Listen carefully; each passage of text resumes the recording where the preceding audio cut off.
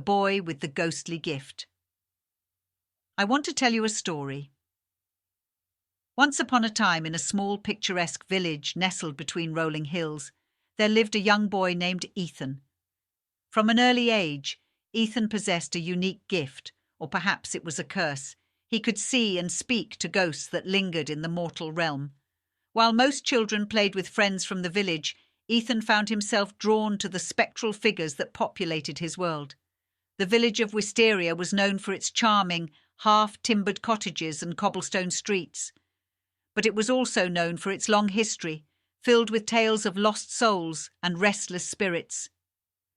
For generations, those who had departed this world often found themselves tethered to the mortal realm, unable to move on to the afterlife.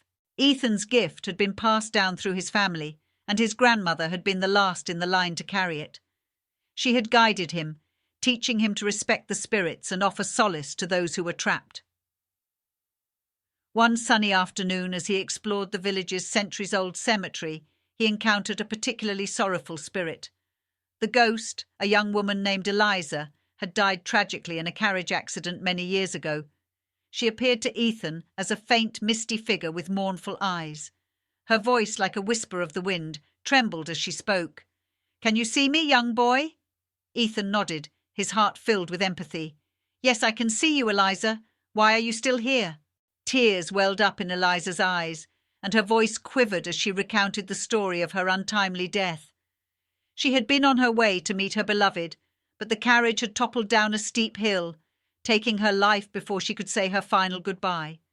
Her spirit had been wandering aimlessly ever since. Ethan's heart ached for Eliza. He promised to help her find closure and set her soul free. Together they began a journey to unravel the mysteries of her death, piecing together the past from dusty old books and the memories of elderly villagers. As days turned into weeks, Ethan and Eliza grew closer. They explored the secrets of the village and discovered long-forgotten letters and diaries that shed light on the past. With each revelation, Eliza's spirit grew brighter, her connection to the mortal world growing stronger. One evening, they uncovered the truth behind Eliza's death. It had been no accident, but a sinister plot by a jealous suitor. Armed with this knowledge, they confronted the guilty party, who had long since passed away but was still trapped in the afterlife.